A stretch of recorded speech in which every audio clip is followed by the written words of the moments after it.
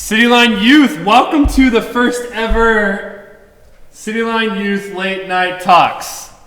That's right, we've made it. We're excited. We have some phenomenal graphics which are going to come our way, which is going to be dope. And it's going to be a little bit different format tonight than what we're going to do in the future, which we're excited about because we're talking about some really good things.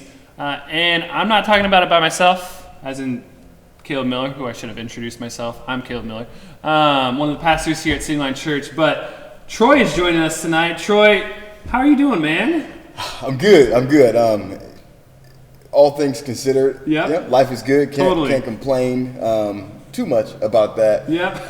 But yeah, just been good, even in this season, of complexities and interesting things and difficult dynamics. Still, I've got my family, got a nice, group of people that I get to call family and do ministry with and do life with. So I'm blessed, man. I love it, and I love the opportunity to come and sit here. You guys got this, nice, fancy setup. Got Cityline Youth Late Night Talks with Caleb Miller. That's right. Coming to you every Sunday night at 8 o'clock. So please tune in. I like that. You just pitched it, bro. There you go. Wow. Looking for voice work right It now. almost looks like we have a clue of what we're doing, but honestly, we don't. Fake it till you make it, man. That's right. I'm going to do something real quick before we jump too deep into anything. I'm going to move this. Okay. Because it feels like I'm like peering at you through the bushes. And I don't know that that's the vibe. That's probably not the best that you for want to tonight. give off, so I'm going to sit this down. Jezzy, please don't kill me. Sorry, Jezzy. But it's just because I'm short. But we can see each other now. Yes. That's good. Hey, so for those who don't know, tonight we're talking about race and the riots and how U.S. students kind of make sense of all of this going on and what that looks like.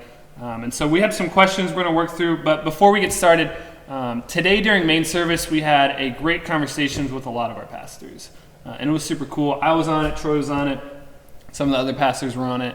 And it said a lot, and our goal is not to repeat that. And so if you haven't watched main service today, I encourage you to go watch it. This is an add-on to that. This is not a substitute for that. And so go check that out. It's super cool. But before we dive into our talks tonight, just a little things to set the table. By no means am I a expert on any of these topics, or pretty much anything in my life. I'm not an expert, to say the least. But I think we're just trying to figure it out.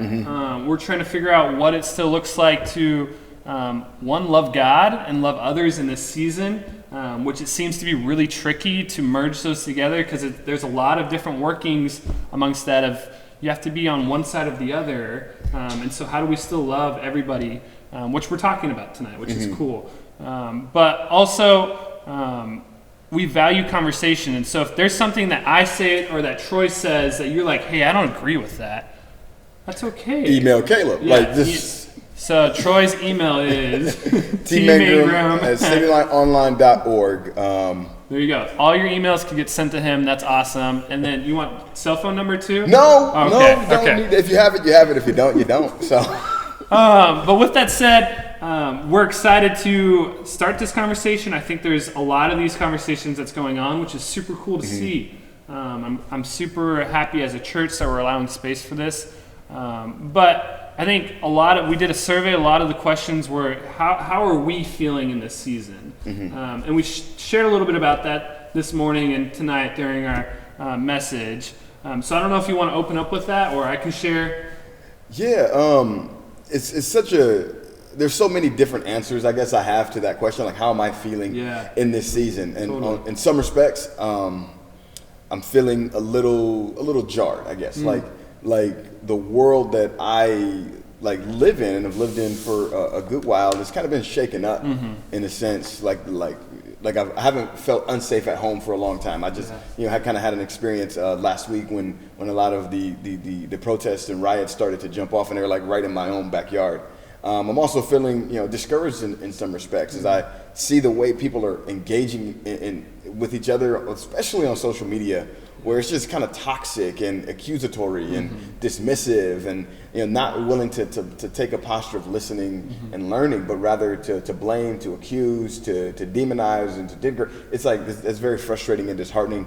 And then in some respects, I'm very encouraged by seeing the way people are being galvanized, right, across socioeconomic and ethnic and cultural barriers and even global barriers, right? All countries all over the world, people are coming together to recognize, hey, it's time we do something about this problem. Yeah. So that's hopeful, right? And then as churches are beginning to lean into these conversations and engage in them, and like I personally think the church bears not just the like responsibility, but it's like it like needs to be leading this conversation, right? It needs to be the place where the world looks to see what it actually looks like. The thing that they hope for, like, should be found here where we are. And unfortunately, that's not always the case, but I'm hopeful that, you know, in some respects, a lot of us are waking up. In other respects, some of us are just finally tired of sitting back and watching, you know, so that's been able to be a little bit of a comfort, and to be able to have these types of conversations is encouraging cool. As well. So that's really good. And I think, for myself, I grew up in a space that we didn't really talk about race and culture. If I had to say, we probably went into the type of saying, hey, I don't see color, I just see everybody. And coming into a church that's very multicultural, it's been really cool to experience different cultures. I grew up in a predominantly white community. And so to be able to lean into that and to experience that over the past several years has been awesome. And right now in the season, I think that a lot of different emotions. I think there's frustration. I think there's sadness. I felt really sad. I felt really uncomfortable, which I talked about in the main service, of trying to make sense of all this, but also feeling kind of guilty that I haven't felt this before, and people have to live their lives with that. And so I'm excited that churches are having this conversation. I'm sad that, like Megan said, like more like people continuously have to die in order for this to happen, and it has to be recorded, and so that makes me really sad. And I think, my hope and my prayer is that people can see the pain that has been caused all over the years and feel it, but also take a next step too. And it's not like I saw Kobe Bryant's wife posted a photo of Kobe, and he had the t-shirt like "I Can't Breathe" for one of his warm-ups, and it was 4 years ago. And I don't want this to be the same thing where it's like we see another video of a black man being assaulted and killed, and then 4 years later we start the whole process over again. Because like what we see in front of us was what we are sold basically through like different media outlets and what's being shown to us from social media. Like those are extreme cases, and those are horrible. But in the day in and day out, like the less extreme happens continually, and it's not captured, right? It's not captured. It's unseen. You know, and that's the frustrating part. Like I grew up with this weird tension. Like I was taught. My mom used to talk to me, especially as I got into my teenage years, and she would coach me on how to carry myself in public. Right? You can't look too intimidating, and you can't look vulnerable. So I have to be mindful, like as I walk around, like I can't look like somebody that someone else can take advantage of, but I also can't look like a threat. So it's like, which is nothing I ever experienced. Like, and so like to hear other people's perspective in that is crazy. So and the one thing that I have a ton of respect like for you, and you've taken like the opportunity to lean into it. Where a lot of times when we feel pain or discomfort, we look for an out. Like it's like I don't want to deal with this anymore. And so this is the conversation that kind of we've been forced to have that we should have been having for a long time. We should have been having it, but we found outs. Right? We found it was easier just to find the out and to say, you know what, I don't want to deal with that right now. Even for me, it's like I don't want to deal with that right now. I don't want to talk about that right now. I have other things that I'm going to devote my time and energy to because this doesn't make me feel good. Like this makes me feel mad or sad or angry. Or we've been fortunate enough to where that hasn't come into the scope of our world. Right? We've never had to consider that. It's never directly affected us. It's never directly affected or impacted the world that I live in. I've only been able to like kind of witness it, almost like we see fish in a fish bowl, right? But when they go into, like when they're out of sight, it's out of mind. Totally. And that's the unfortunate reality is a lot of times it's out of sight, out of mind. But for other people, like that's every single day. Yeah. That they wake up every single like you have to think about these things as you carry yourself out in public. When you wake up in the morning, you worry about your family. Like that's the reality that some of us live in, and it's easy when that comes to your doorstep to not open the door, right, and hope that it goes away. The hard thing is to open the door and to begin to lead with love and to say, okay, how can I like make myself like available to this person that's in need, or these people that are in need, or this thing that needs attention, because the gospel tells me that it warrants my time, attention, care, love, listening ear. And I may not have all the answers, but I know to lead with love. Yeah, I think that's really good. I mean, there's so much that we can unpack from that. It's just, we don't have the time for that. I mean, I think that also says like, our hope and prayer is that this is a segue, is that it's not just a one conversation. It's a continuous thing. And so, I mean, I think understanding and feeling and walking into spaces where you can ask questions and have conversations is what I think for me as a leader, for you guys, is encouraging you to walk into spaces that have conversations and not just make assumptions. So saying like, oh yeah, the African American community, they have hard times and they've went through some things, but it's all better now. Like things are all good. Like not every street is like Sesame Street, man. It's not. This doesn't change. Like the truth is that there's still people who are going through things and they're feeling it, and it's easy not to address that and to say it. And I think, like you were saying, it's easy for you to not have those conversations and to bring it out all the time. And it's easy for, like for myself to say like, hey, can you tell me a little bit more? Can I hear like what it was like growing up and what you've experienced? Because that's hard for me to hear, and I've never experienced it, and it's sad. But I think like for moving forward, like how do you have conversations with people who can't understand what your experience is, and like how do you lead out of love? Because I think as a church we're multicultural, multi-generational, multi-political, everything, everything. And so how do you lead out of love with people who say like, hey, I feel like I have to choose one side or the other. I can't just be in the middle, or it's not middle, but I can't just make this decision and support this. Right. And I think we touched on this this morning in our conversation, and I would say, like, if we're looking at the world as followers of Christ, there is no side. Right? There are no sides. Totally. Like we can't look at people like, they're on this side and we're on that side. This is us versus them. Like that mentality has to go away. Right? It's just like, hey, this is my brother and my sister and they're hurting.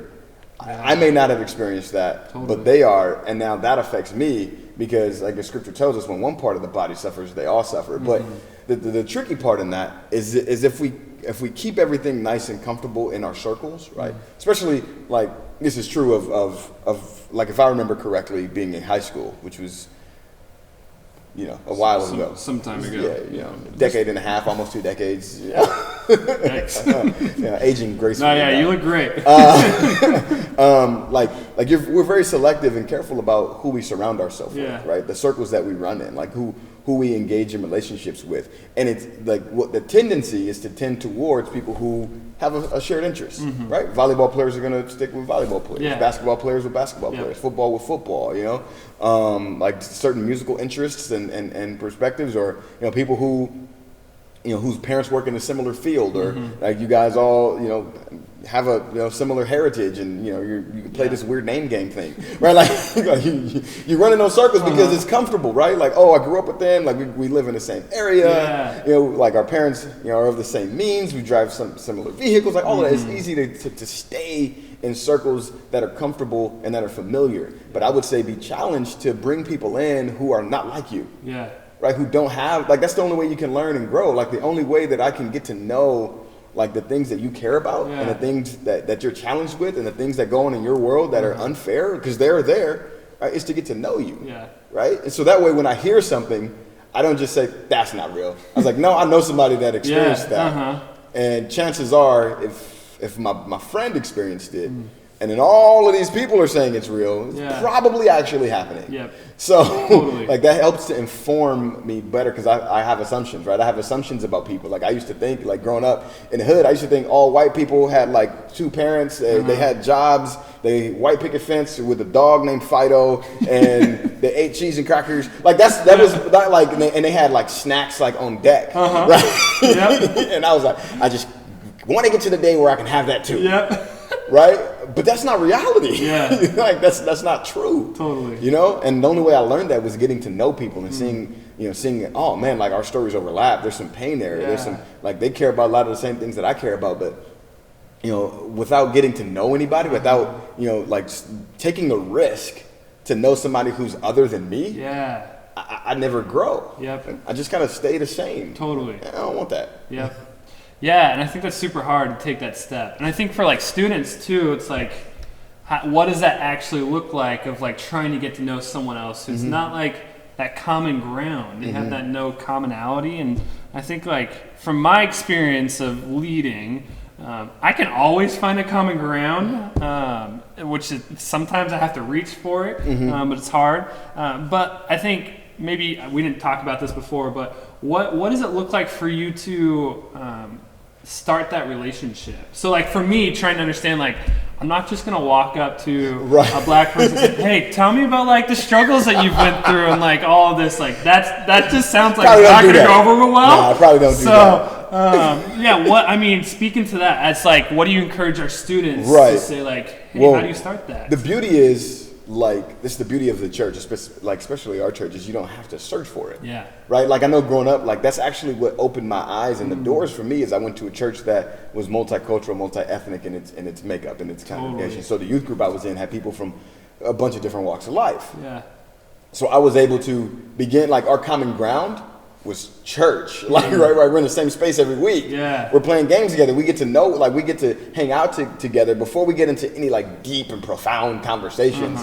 We're playing dodgeball together, man. Yeah. Like, we're playing broom ball together. We're playing video games. We're doing all-nighters. We're going to camp, right? We're getting to know one another on a personal level. Yeah. And then, like, our experiences and our stories begin to bleed out. Yeah. Right? So you don't have to search for it. Yeah. Like, that's the hard part, man. Totally. There's some people who got to search for it, and it's awkward. Like, but the beauty is, like, it's right here. It's accessible and it's available, right? So, like, go get out of your comfort zone a little bit and just like spend time with people, right? Like if there's a group project or some sort of a game, like don't go to what you're always comfortable going to. Yeah. Right? Like all my boys over here, I'm comfortable in that square. Like these are my dudes. Like we always do this. To say, hey, you know what? I'm gonna go in this group over here. I'm gonna jump on this team. Yeah. Right? Like and if they say no, just talk to Pastor Caleb or Sean and they'll make them let you in. Yeah. Totally. Yep. Totally. So yeah, like the beauty is like you have that available to you. Yeah. Right? And like going like take advantage of the events, man. Like I'm not trying to sell you on anything. He didn't coach me on this. But like take advantage of the events. Like once we're able to come together again, like go to camp, man. Like go to all of the different outings and stuff. Like be a part of those things because you begin to develop relationships with people who you would have never come across. Totally. So. Yeah, I mean that's a great plug for our youth group, which I appreciate. Having been a former youth pastor. Oh my gosh, I appreciate it. But I honestly, before I was saying this question, I was like, man, church, this is how we do it. And I think like for me, I didn't really have this space where I could have these conversations as much as I wanted to. And I went to a church that was not predominantly white, but I went to youth group with my friends, which was predominantly white. And so I tried to escape from that. And so I think, how does this start? It starts in your small groups, in your community groups. It starts in the spaces that you already have developed. And saying, hey, we're going to have real conversations that we're going to set from the beginning. We're going to value this. We're going to try to get to know new people, which I know is just a crazy thing of getting to know new people, and it's hard.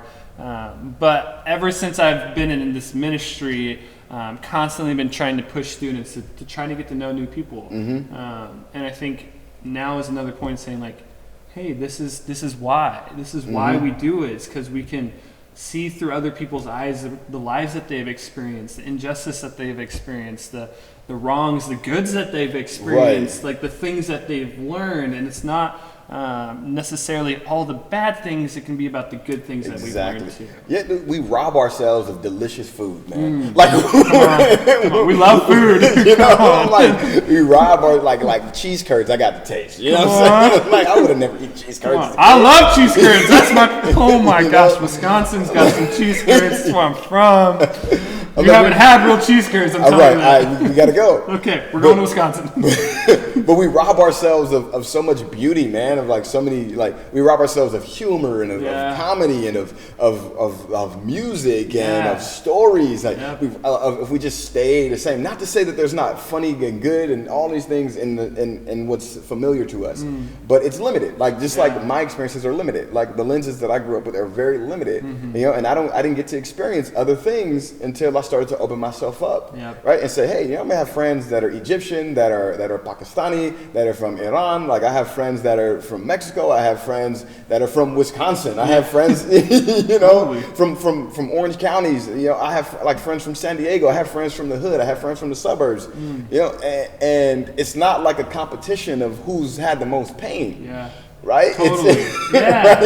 It's like, it's not a pity party. No, I don't think that's the goal of it. It's No. like my goal of asking questions and not to have like pity on you and say like this is so sad, but just to understand and like empathize with you and know what you've experienced. And there's seasons of coming alongside and putting an arm around and encouraging. There's other seasons of celebrating. There's other seasons of laughing, right? And I think we miss it when we try to only have one posture of like, oh, my poor black friend.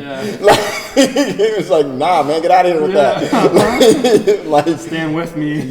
Like we can run together, we can laugh together, like we can cry together, you know, because there's gonna come a time where like I mean, there was a time not too long ago where like I got to cry with you, you know, and dealing with loss and tragedy. It's like, man, but you don't want me to like every single day now I see you and I'm like, oh, Caleb's going through it. Yeah, he's dealt with it. It's okay, Caleb. Like, he's like, leave. Like, look, man. There's moments for it. There's times for that. Right. And right now is a time to comfort, you know, to mourn with those who mourn. Totally. You know, but there are seasons where you know our position and our posture is different. It's like, hey, let's laugh together, man, or hey, let's come alongside you. What's going on in your world, like that we need to be made aware of. And it's not always this education thing. Like sometimes it's like, hey, can we just hang out? Like most of the time, fun. that's it, right? Yeah, and we have a lot of fun together. Like let's just hang out. Let's do something cool. Let's chop it up. You know, like that's 90% of the time that's what's taking place. Totally. So now when a situation comes where like you come alongside me, I know that it's real. That you got my back because we've done all the other things together, man. Like we've laughed together, we've cried together, like we've done all of those things. And so now when you're speaking and you're saying, hey, I want to listen, like I know you mean it. Right? And it's coming from the right place. And then if I have to correct you in that, you know it's coming from a real place. Yeah. Right? I've had to have conversations and call people and say, hey, like, this is kind of what I'm thinking and feeling. Totally. And I would hope that you would do, you know, that you would do this or, you know, and it's like coming from a position of love. Like we've built the relational equity. To be able to have those conversations, not just say, I don't like what they posted, delete, block. Like, nah. Like, maybe it's an opportunity to enlighten or to educate. And if they want to stay in a position that's hurtful and harmful, then maybe that's an indication that you need to distance yourself. But that's, you know. Yeah, man, once again, lot of goodness that just went down right there. And so many things I wish we could unpack. But I think, like, one of the huge things is that we saw from our survey is that kids being in relationships with people who are different than them, but ones who aren't hearing them out, which we kind of touched about this a little bit, but also ones who are still saying hurtful things. And they're not, whether kids aren't vocalizing saying it's hurtful or others aren't seeing that it's actual hurtful. I think I mean, in your past, how have you processed that? We've talked about, you've experienced this. And so what does that look like? And I'll share from my perspective as someone who didn't understand that was hurtful. But yeah, do you want to jump off with that? I think, again, if these are people, if it's somebody that I know, right, and they're saying something, I feel like I have, like, especially if it's a follower of Christ. Like I get to hold you accountable in love, but I get to give you some grace and some truth. And sometimes truth comes first, and grace is, you know, on the back end, and sometimes grace is on the front end, and truth is on the back end. Like depending on what's said, and in the spirit that it's said. You know, and so being able to hold somebody accountable, not being afraid. It's like, hey, when you said that, like, I don't know if you understand it. This may not have been your intention, but it was very hurtful. Yeah. And depending on their response to that statement, then you either have to create some healthy boundaries. Say, hey, I'm not going to continue to let this person behave this way, right? If they say, man, like, forget you, like, you're just being sensitive. It's like, okay, you know what? Maybe right now, like, because I know the places that I can go if I don't create these boundaries, right? Like, so I don't want to go there. I'm not going to let you bring me there. So let's create some boundaries. Say, hey, you know what? Maybe you're not somebody that I need to spend a ton of time with right now. But if it's like, oh, you know what? I'm sorry. Then it's like, okay, let's engage in a conversation. And it's like, hey, like, why is that? I was like, hey, well, this is why. You know, but it's a scary thing to speak out, right? When you're being hurt, like, because you feel like, am I overreacting? Am I being too sensitive? Am I causing problems in a relationship? Should I just let it slide? You know, and if they don't know me, my thing is, like, depending on what's said, if it's just flagrant, like way out of bounds, I'm like, hey, man, you need to check yourself. Right? If it's, you know, and if it's something that's like, it's just kind of a thoughtless statement, like, well, I don't have to engage in a relationship with you. So I can just go about my day because what you're saying is a reflection of you and not me. And so I have a choice to make in that moment. Like, do I, like, depending on your posture and how you're acting, do I take an opportunity to extend you some grace and truth? You know, or I'll say, you know what? I don't know that I can do that well. And it's okay to not do that well, right? To say, you know what?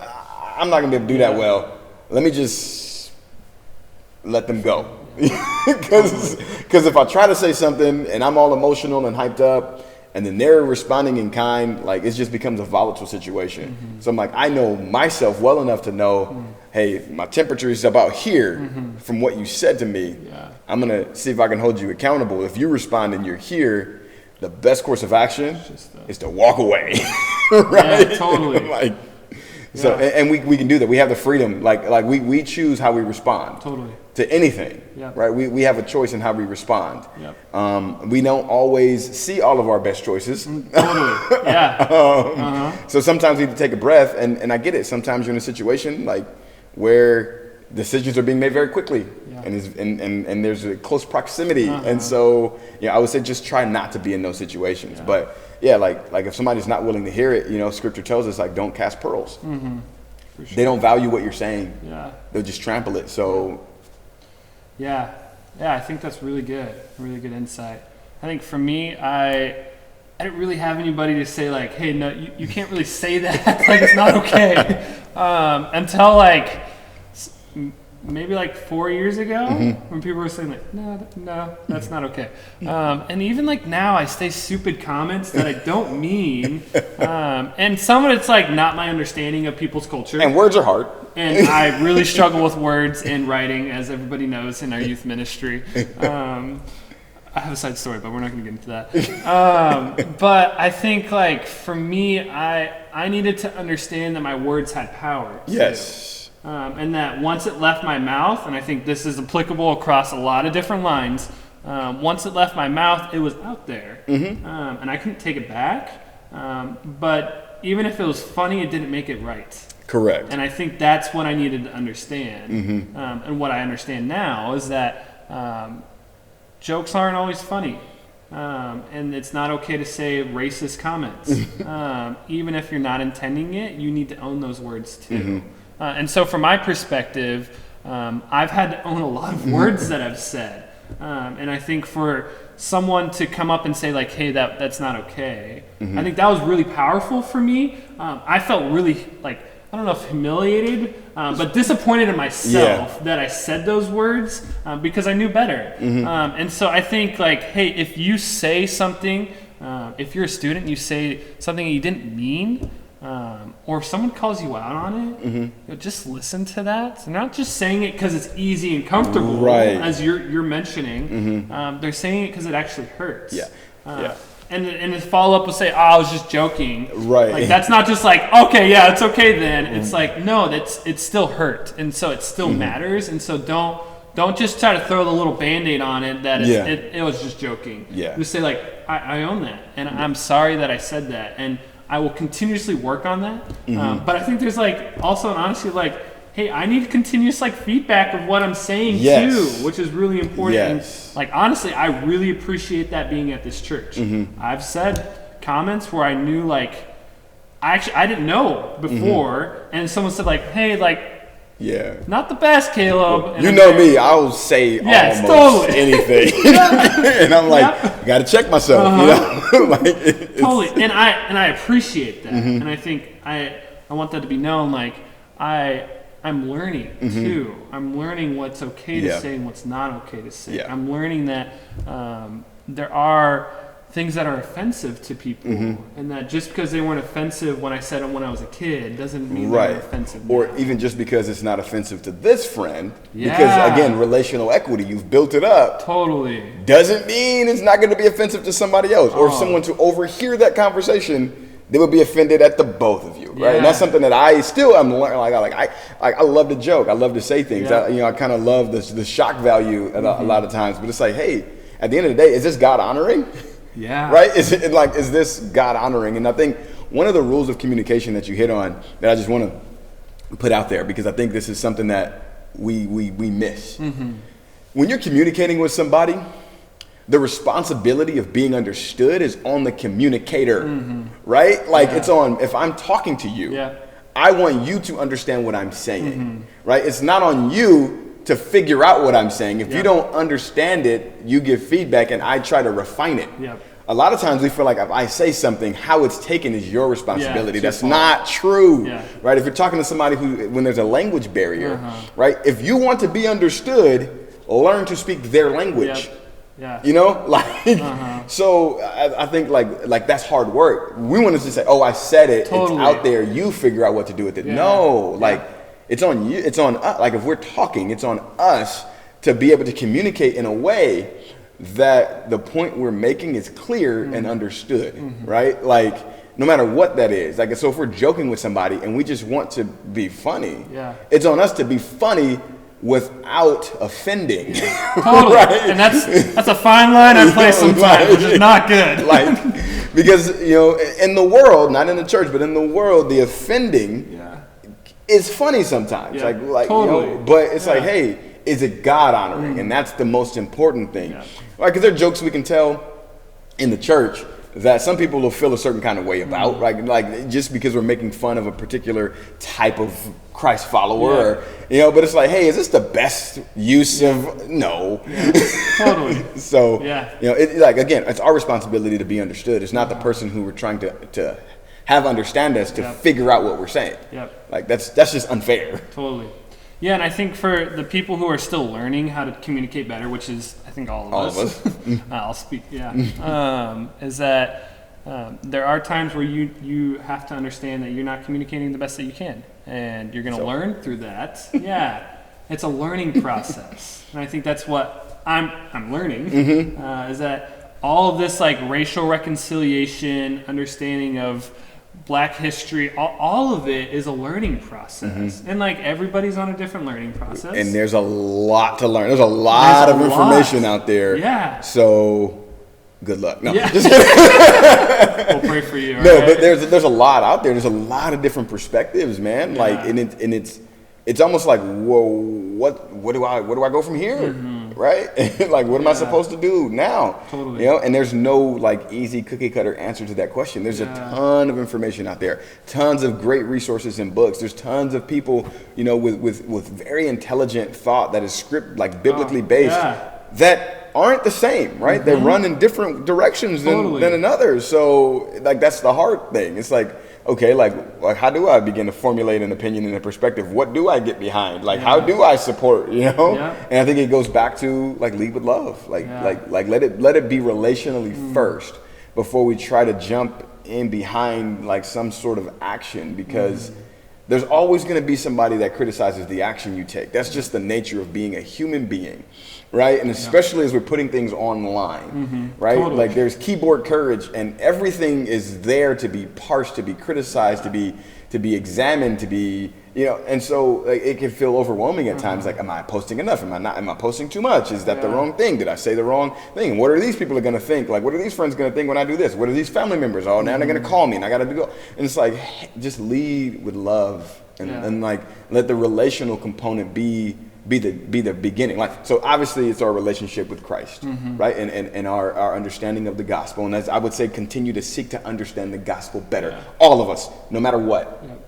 Right? And then look at these situations as they come through that lens, right? Like you say, okay, like what does scripture tell me? What does the word of God tell me? This is what's going on. How can I begin to see that through this? Right? And then say, man, like what are my relationships look like? Right? And who are the people that I hold dear? And like as I begin to engage and lean into that, and you don't have to ask them a bunch of questions, right? Just love them well. Just know them. Like just get to know them.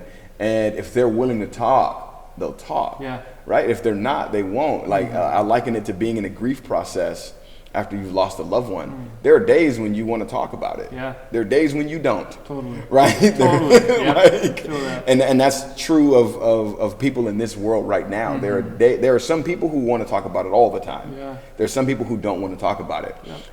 It's hard to know who's who. So reach out. If you get your wrist slapped, pull it back and keep going. You know? Like, it happens. You know, it happens. Don't take it too hard. Don't take it too personal. Some people, like, it's just pain, and it comes out in different ways. So man, that's so good. Hey, I just want to take a pause real quick. City Line Youth, hey, we value conversations like we said at the beginning. And this isn't just a one conversation. We want to do more follow-up conversations with that. And so there's an action point that we want. If you text 73606, if you text the number, we're gonna get there. 737 dyslexia. Can I read it? I can read it for you. You want to read it for me? Thank you. Thank you. It's at the bottom. All right. So if you text the number 37607. Right, text City Line C 902 to 37607. Again, text City Line C 902 to the number 37607. It's right here on your screen. Text that number maybe it'll be on the screen. Just text the number, and then it'll give you a prompt to send some questions, and this will continue our conversation. It helps us give more follow-up, which we'll take into youth group, and probably next week in our late night talks, which will be dope. But we can talk for hours about this. Yes. I think we've done that, online and offline too. But I think we're just going to wrap up with what are some like action steps. It's like there's a lot of people talking right now. You can get a lot of different information. There's a lot of these conversations, which is awesome and so cool. But as students, what are action steps? And I'm just going to throw out a couple. You can throw out as many as you want. But for me, I shared this morning, an action step right now is listening. Is that I'm listening to everybody. I'm supporting people in protests, which I think, peaceful protests, which I think is really important because I'm listening and I'm seeing that there is a community that has been mistreated for a long time, and I'm tired of seeing that. I watched a Netflix documentary of like the 13th Amendment, and it's so sad. That my sister Ava, I always pronounce her last name wrong. I can't read, so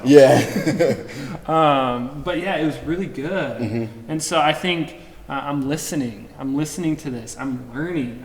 I'm watching shows like that. I watched Just Mercy last night, which was so sad. And honestly, a lot of these are heavy and hard, and I advise you to do that with your parents because some of them are going to rise up a lot of questions. Some of them have material that is a little more mature audience, but I think all of us need to be learning in this season. I think a huge thing is also pray.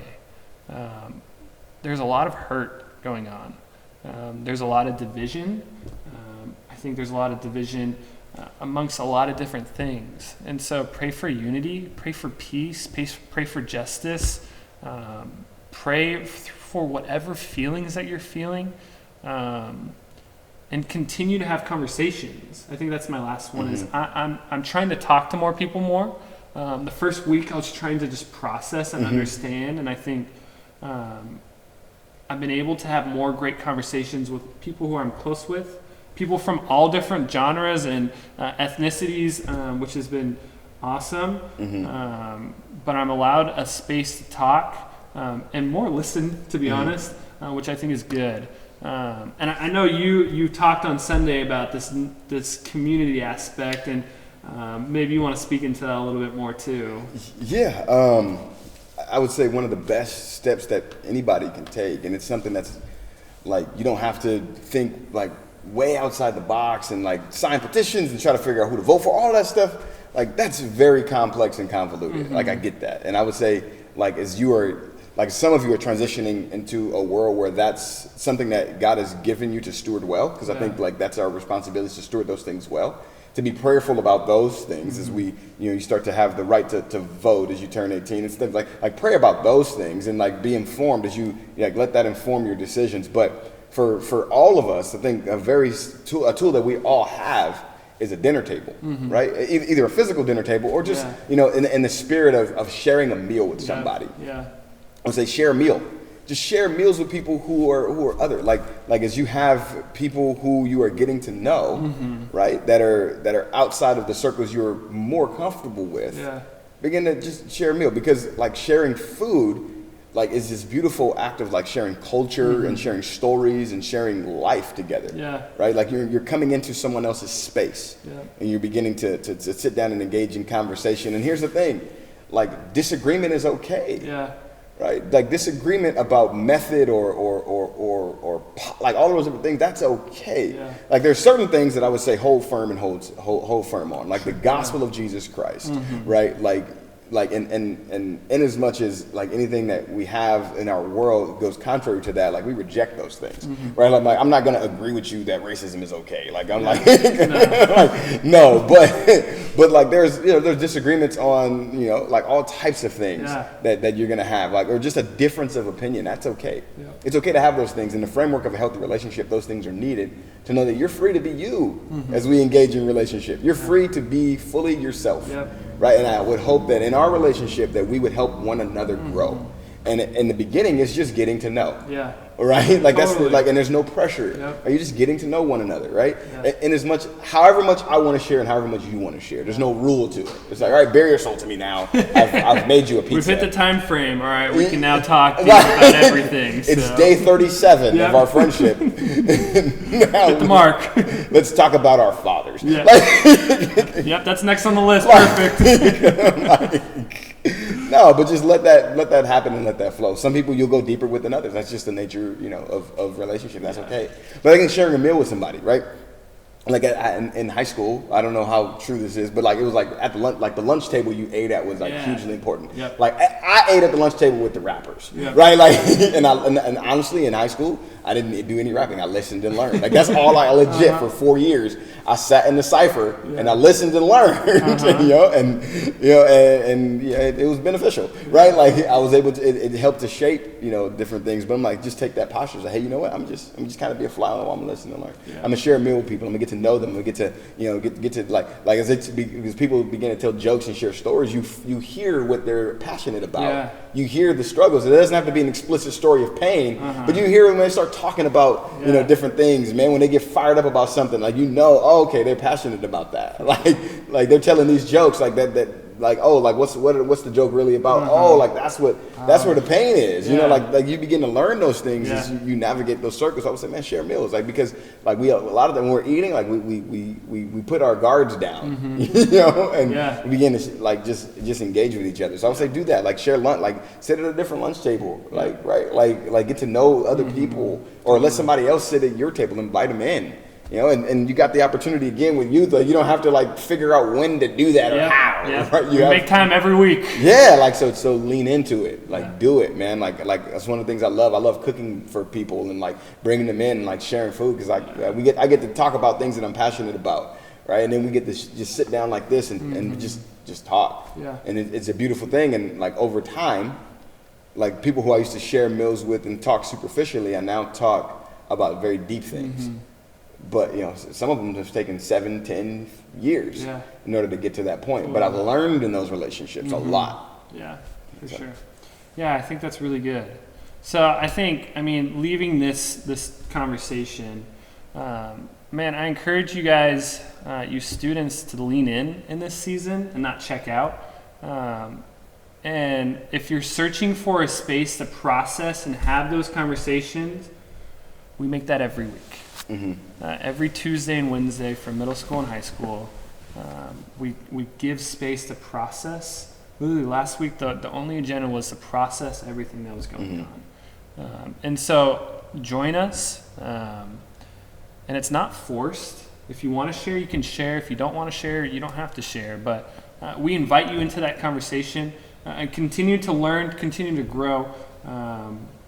And continue to see God in this season. I feel like it's a very intense season with not a lot of love. Mm-hmm. And so understanding that God brings love and lean on Him, and He feels it with you. Whatever you're feeling, He's there with you. So, Troy, do you want to pray us out as we finish? Yeah, most definitely. Any last words, actually, for students, for youth, for anybody who knows who watches this? But.